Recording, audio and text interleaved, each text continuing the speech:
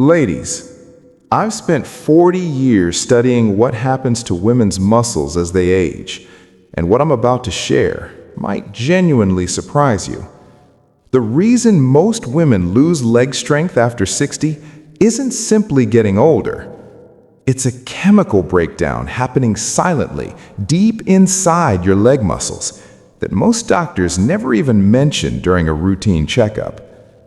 Scientists now call it silent muscle collapse. A study published in the Journal of Geriatric Medicine found that after 60, a woman's body loses up to 99% of its ability to repair and rebuild critical leg muscle tissue. That's why simple things, standing up from the sofa, climbing the stairs, walking around the grocery store, start to feel heavier and harder than they used to.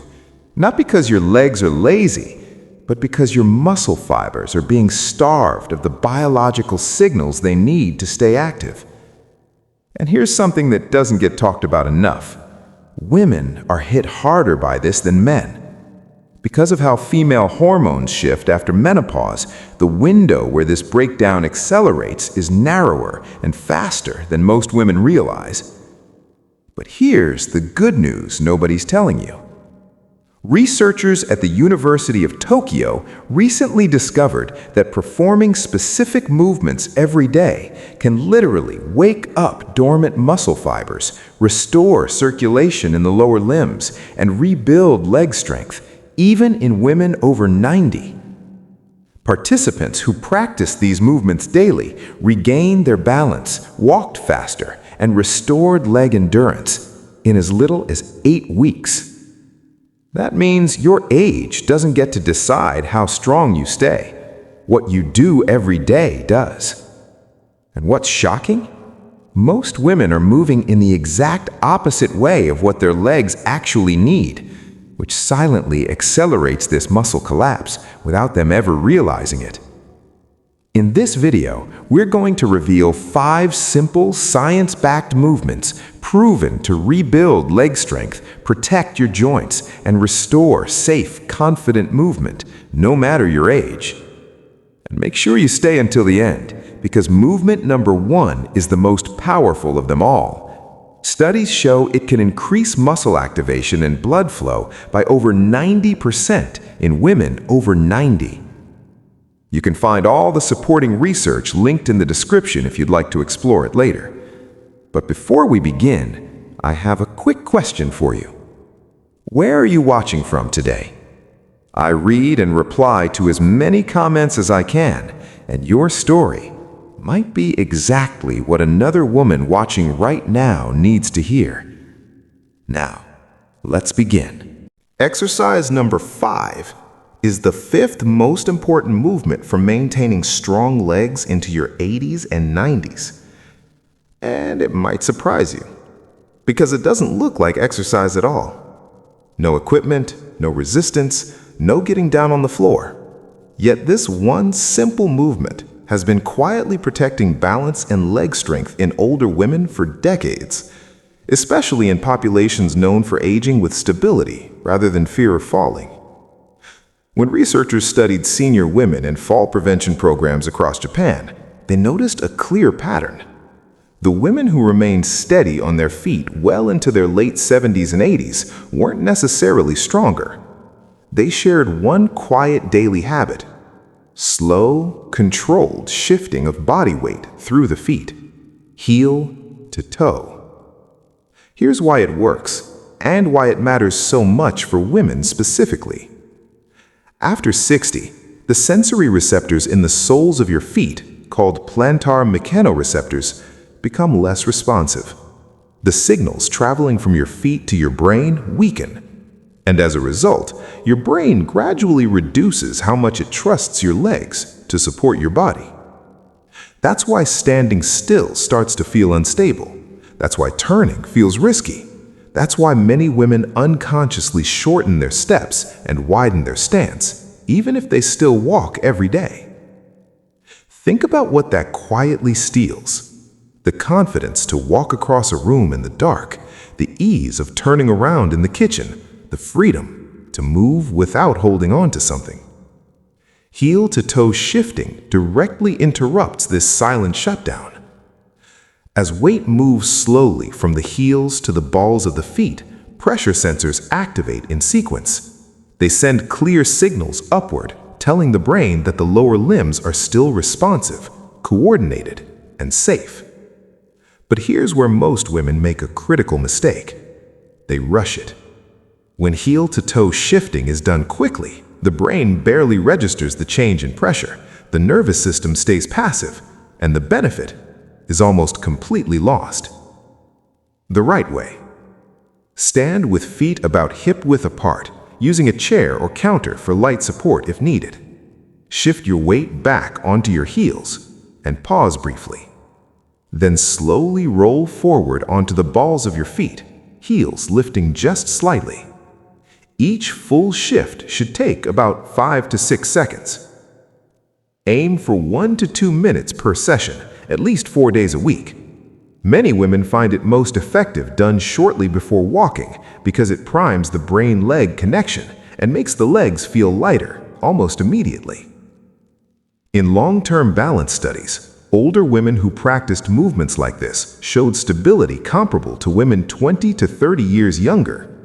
They turned more confidently, stood longer without fatigue, and reported far less fear of falling.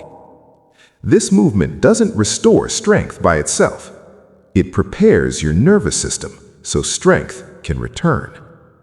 Think of it as repairing the communication lines before turning the power back on.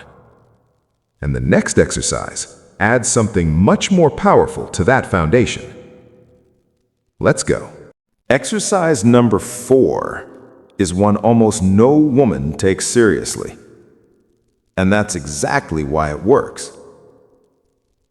Seated marching. It looks too easy, too passive, too far from what real exercise looks like. But in long-term mobility studies following older women over 5 to 7 years, researchers found a clear dividing line.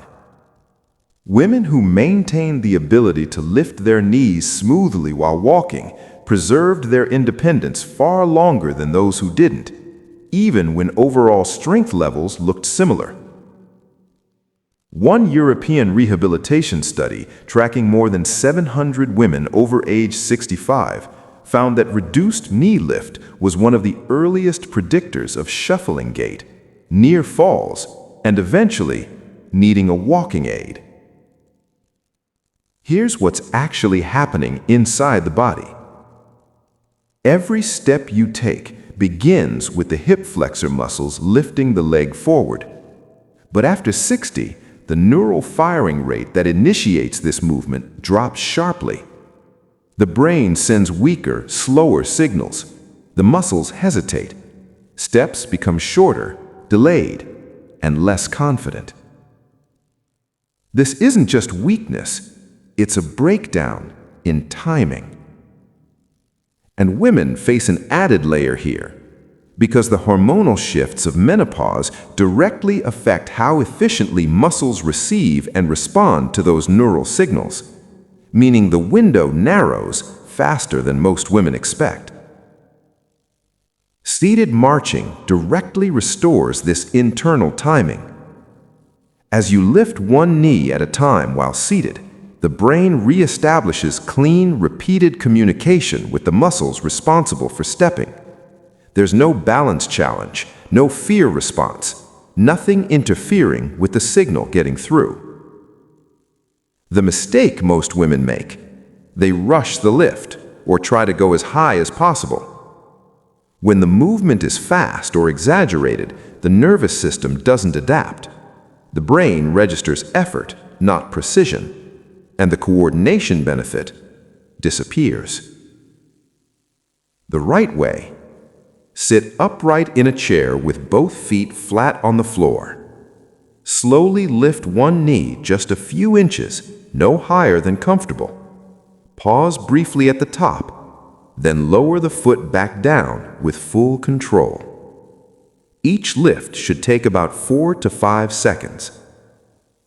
Aim for 1 to 2 minutes of alternating knee lifts at least 4 days a week. Many women experience the greatest improvement when this is done within an hour after walking, when the nervous system is already engaged. In follow-up studies, older women who practiced seated marching showed smoother gait patterns, faster walking speeds, and reduced hesitation, comparable to women 15 to 20 years younger. This movement restores the signal that tells your legs when to move. Think of it as repairing the ignition before asking the engine to run. And the next exercise targets something even more fundamental. Because once your legs can lift and advance reliably, the question becomes, can you stand up safely, without holding on, without momentum? That single ability determines independence more than almost anything else. Exercise number 3 is something you do every single day, often without thinking about it. Standing up. But here's what most women don't realize. The ability to stand up smoothly and confidently from a chair is one of the strongest predictors of independence as you age. Geriatric studies consistently show that difficulty rising from a seated position is directly linked to loss of mobility, higher fall risk, and the early need for assistance. And women feel this shift personally. Think about the moment you first noticed it. That slight hesitation before you pushed up. The quiet reach for the armrest. The little grunt of effort that wasn't there 5 years ago. That's not just aging. That's a biological switch starting to misfire. Standing up requires the precise coordination of multiple systems at once. The brain fires a signal. The core stabilizes. The hips and thighs generate force. Balance holds throughout the transition. After 60, this coordination begins to break down. Not just because muscles weaken, but because the signal telling those muscles to contract together becomes delayed, fragmented. So women start using momentum, leaning forward too far, pushing hard off the armrests, relying on a nearby counter. These aren't bad habits. They're compensations for a failing biological switch. Sit-to-stand training directly restores that switch. When performed correctly, this movement activates the quadriceps, glutes, and deep stabilizers in the exact sequence the body was designed to use. It also triggers a powerful neurological response that reinforces the brain's control over the legs. Rehabilitation research shows that properly timed sit-to-stand movements significantly increase muscle activation efficiency. The brain gets more strength out of the same muscle tissue. The mistake most women make: pushing through their arms, leaning too far forward, or dropping back into the chair without control. When that happens, the legs are bypassed. The brain never relearns the correct pattern. The right way: sit near the front edge of the chair, feet planted firmly, hip-width apart. Cross your arms lightly over your chest if you can. Lean forward just enough to bring your nose over your toes. Then press through your heels and stand up smoothly. No jerking, no rushing. Pause briefly at the top. Then lower yourself back down slowly, controlling the descent. Each repetition should take about 6 to 8 seconds. Aim for 5 to 8 repetitions per session, once or twice a day. In clinical settings, older women who trained sit-to-stand consistently showed improvements in leg strength, balance, and walking speed comparable to women 10 to 20 years younger. More importantly, they reported something numbers can't fully capture. They felt like themselves again. This movement doesn't just build strength, it restores autonomy. But the next exercise goes even deeper, because once you can stand up reliably, the question becomes whether you can hold yourself steady on one leg. That's where most falls actually begin, and it depends on a completely different system. Exercise number 2 protects you during a moment most women never think about: standing on one leg. This is the exact position your body enters every time you take a step, turn, or shift direction. And it's also where most serious falls actually begin. Long-term fall prevention studies following older women over several years revealed something striking. People don't lose balance gradually. They lose it suddenly, during brief moments when the body is forced to rely on one leg. And clinical balance research has shown that reduced single-leg stability is one of the strongest predictors of future falls, more predictive than leg strength or walking speed alone. For women, this is especially significant. After menopause, the loss of estrogen affects not just bone density, but also the responsiveness of the stabilizing muscles around the ankle and hip. The system that keeps you upright during a single-leg moment starts to quietly fail, long before it becomes visible in how you walk. Here's what's happening biologically. When you stand on one leg, dozens of small, stabilizing muscles must activate instantly and work together. Sensory signals from your foot must travel quickly to the brain so the body can make constant micro-corrections. After 60, this system weakens. Stabilizing muscles lose responsiveness. The brain compensates, but in the wrong direction. It stiffens the body instead of controlling it. And rigid muscles react slower. Balance corrections become delayed, and one small misstep is enough.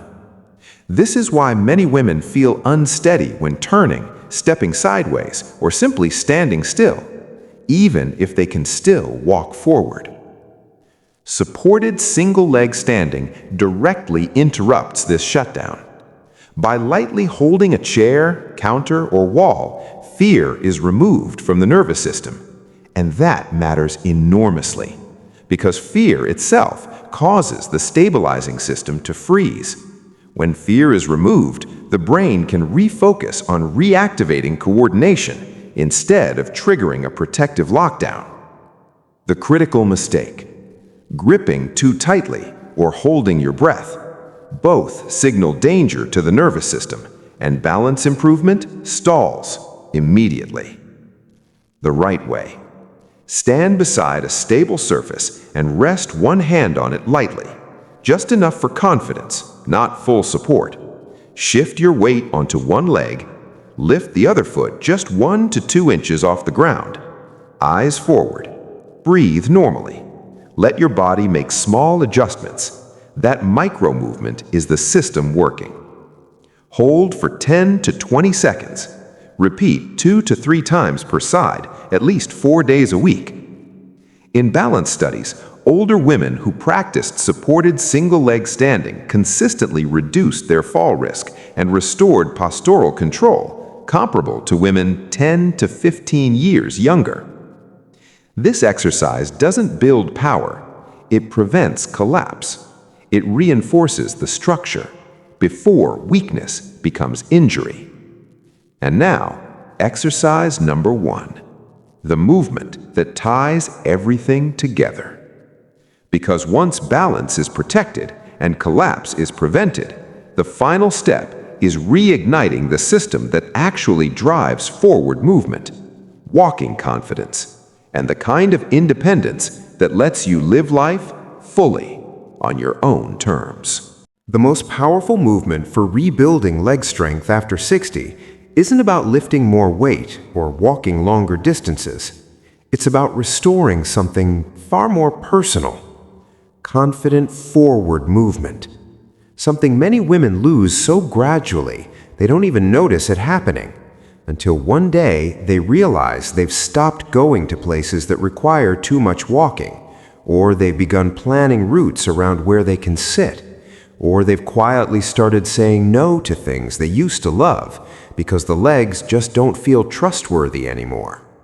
That's not a personality change, that's a biological one.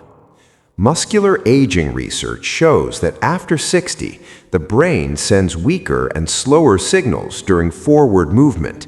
Steps grow shorter, movement becomes cautious, and over time, walking turns into what researchers bluntly call controlled falling, where each step forward is more of a catch than a stride. Women who still appear active are not immune to this. In fact, the breakdown often happens fastest in women who walk regularly, because routine walking alone doesn't force the brain to re-engage with precision movement. It just reinforces the cautious pattern that's already forming. Controlled forward stepping changes that. By stepping forward slowly, pausing, and returning under control, you force the brain to fully re-engage with the legs. Muscle fibers activate more completely, balance systems synchronize, and movement becomes intentional again, not reactive, not fearful, not cautious. The mistake most women make, rushing the step, relying on momentum, or pushing off aggressively. When that happens, the nervous system disengages, the benefit disappears. You're just walking. The right way: stand tall near a stable surface and touch it lightly for safety. Step 1 foot forward, about the length of your shoe. Pause, then slowly press through the front foot and return to standing. No rushing, no collapsing. That pause in the middle is everything. Clinical movement studies show that brief pauses during forward stepping dramatically increase neuromuscular activation, far more than continuous walking alone. Each repetition should take about 5 to 7 seconds. Perform 6 to 10 repetitions per side, 3 to 4 days a week. Many women see the greatest improvement when this is done after walking, when the nervous system is warm but not yet fatigued. In rehabilitation studies, older women practicing controlled forward stepping restored stride length, walking confidence, and movement efficiency comparable to women 20 years younger. But beyond the data, this movement really gives back trust. Your brain begins to trust your legs again, and when that trust returns, the world stops feeling like a place you need to be careful in. It starts feeling like a place you can move through freely again. Your legs didn't weaken because of age. They weakened because the connection was slowly fading. And the beautiful thing is, that connection can be rebuilt. Not in a gym, not with equipment, right where you are, in your home, starting today. By restoring activation, protecting balance, and rebuilding forward movement, you help your body work the way it was designed to work at any age. Start gently, stay consistent, and trust the process. If this video helped you, subscribe to Senior Women Fitness and drop a comment below. Tell me where you're watching from and which exercise you're going to start with today. In the next video, we'll share one simple movement that many female seniors overlook, one that can further protect walking confidence and protect your knees, specifically after 60. You don't want to miss it.